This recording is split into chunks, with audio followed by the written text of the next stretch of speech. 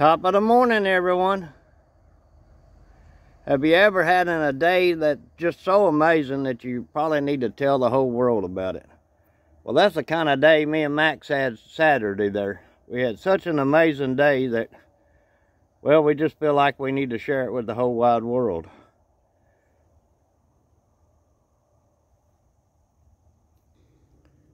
It all started like this. We needed to move this bulldozer up on flatter ground because we had a hydraulic ram leaking right there. I was going to pull that off and rebuild that while Max pulled the front blade off and replaced the pins and bushings in the front blade. So we had the dozer kind of sitting on some hilly country there, and so we needed to move it around front there so we could get it on flat ground. We thought it would be better if the dozer was kind of flat and we could attack it from all different angles there. So we attempted to start the dozer. The dozer turned over about 5 times and then went whee!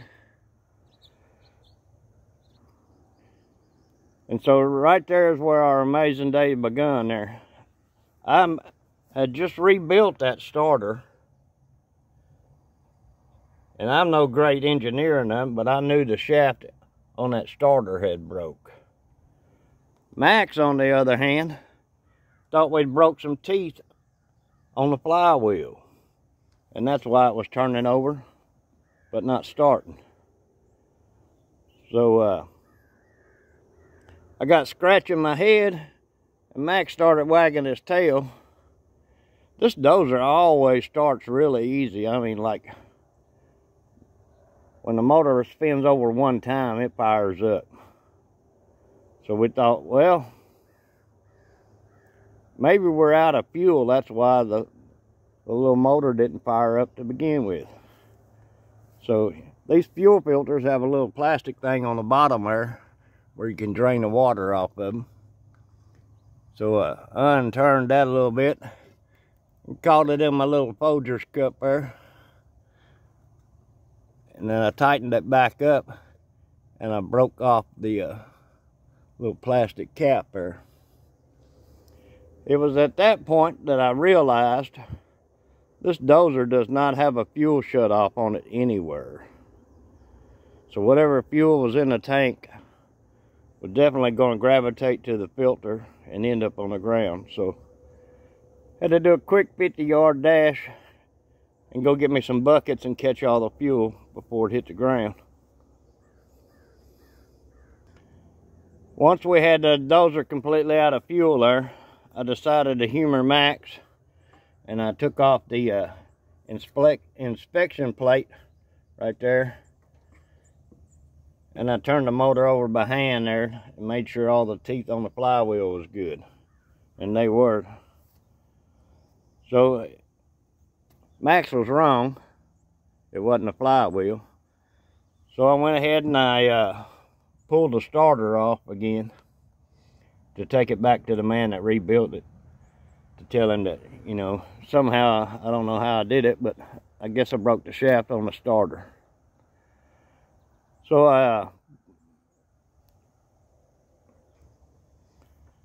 thought, well, in order to take the starter off, I wanted to disconnect the battery.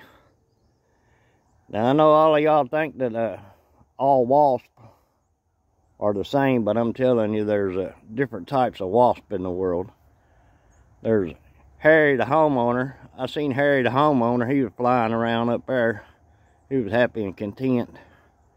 And then I seen another Frank the farmer. He was out there looking after his grass and stuff.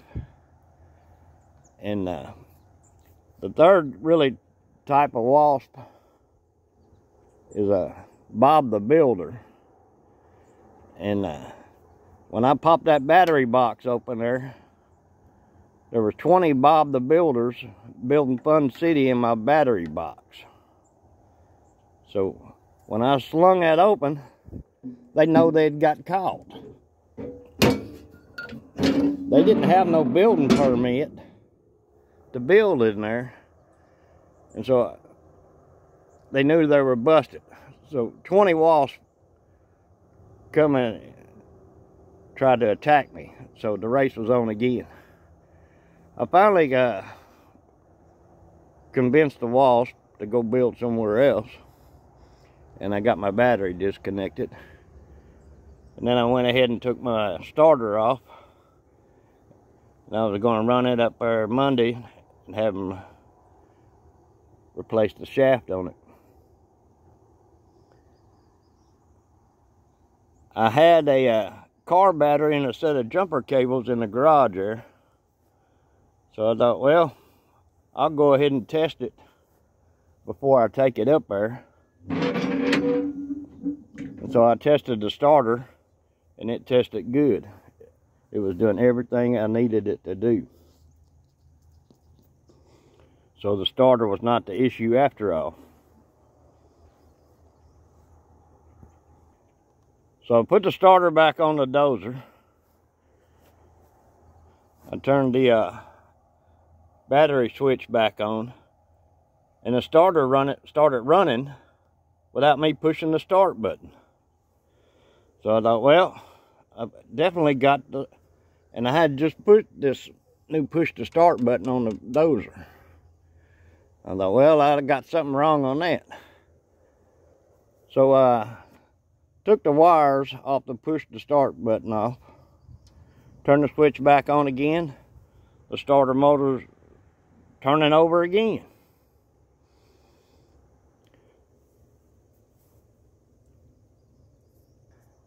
So I definitely figured out that I've got some kind of electrical or wiring issues there. I cut all my wiring harnesses apart, and I found 4 or 5 loose wires that were just crazy wires that didn't really go to nothing. So I took all them off, and I replaced the hot wire from the battery to the starter.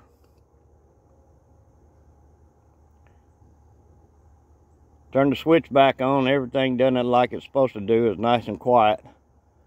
I wired the push to start button back up and fired the little dozer up.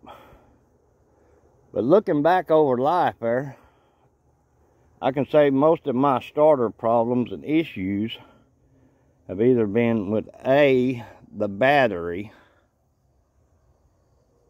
Ain't that right, Max? The hot wire coming from the battery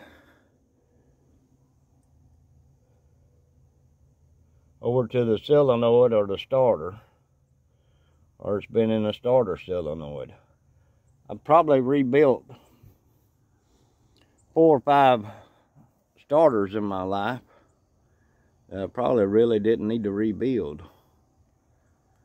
So if you're having starter issues, if it clicks and no cranks or something other, it's probably in the hot wire that runs from your battery down to your starter.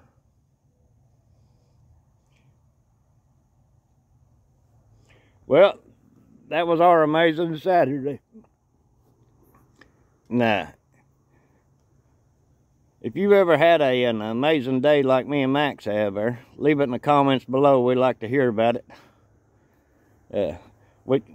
You know how it is, you go through life, you think you're the only one that has them amazing days, but I guess everybody has them every now and again.